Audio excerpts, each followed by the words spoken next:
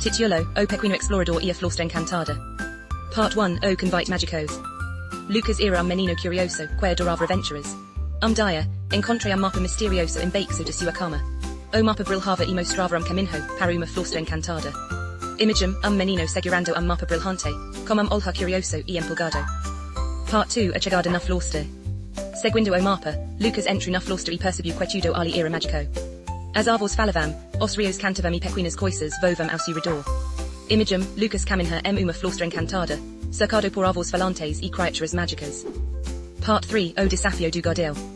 De repente grande portal apareceu. Gardel sabia dizer, para entrar responda, o que torna explorador de verdade, Lucas pensou e respondeu, a coragem de aprender e o respeito pela natureza. O portal se abriu. Imagem, portal mágico com Gardel misterioso, e Lucas pensando na resposta. Part 4, o tesouro de floresta. Dentro, Lucas encontrou lindo.